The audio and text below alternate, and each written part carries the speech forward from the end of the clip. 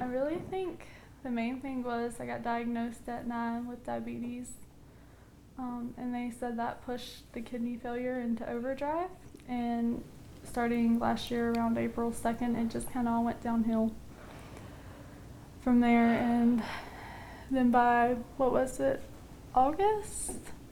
We were consulting with transplant teams. And then September 1st, I got my first cath in my neck to start dialysis, and I started dialysis the 9th of September.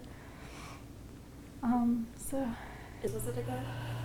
After being put on the list? 23 days with Wake Forest. What was it like getting that call? I was numb.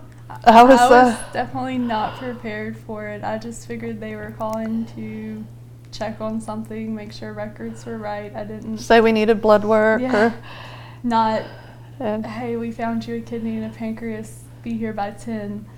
We were actually in the middle of the Apple store in Greensboro, and when they called, we just froze in the middle of the floor and started crying. And the poor Apple representative thought we were upset over the phone, and we were like, no, it's and he's like, oh, we'll get it fixed. We'll get you out of here. We're like, no, and it took us a minute to sit down in the store, and we each talked to them, and we were like, absolutely, we'd be thrilled for the opportunity. And they told us to go home and get packed and just be on standby. And we rushed back to Virginia, packed a bunch of weird stuff.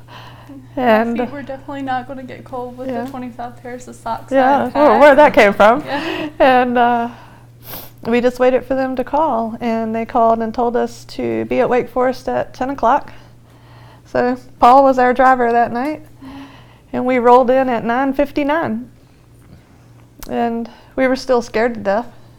Terrified, numb. Taylor had a little thing about 11:11, make a wish, and of course I've always laughed at it, never thought much about it. And when we got to Wake Forest, they check you in. Our room was 11:11. We actually took a picture of it. And I think we all kind of calmed down at that point, and it was like, this is going to be okay. Because you don't know for many hours if it's truly going to happen or not. And we were trying to brace ourselves. Okay, did we do this and they're going to send us home and this is not a go? Are we going to be okay with that? And you keep telling yourself that. And not to get your hopes up. And thank God we, didn't have to. It worked seamless. It worked of its own accord. And a lot of little things really lined up and kind of just happened, and we'll never explain it. So. And you guys had heard, you didn't know for sure at the time that you had heard of Paige's story, and so you were kind of piecing it together at that point? We strongly wondered. They're very vague when they call with the offer. Yeah. And basically they just tell you if a person was healthy or not, and would you be willing to accept it? And we had seen some of the news coverage, and we don't even watch TV. I was at work and you were at home, and we had all seen the same article, and Paige was breathtaking. I mean, she was breathtaking. And I remember seeing it and my heart just sunk, and I thought, oh, this poor family, but what an amazing thing that they're doing with this.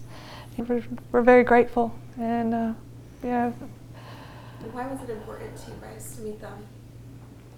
Oh gosh, so many reasons. Just to say thank you for so much. To know it was not in vain. Yeah. Ever. It's for people to understand what organ donation means.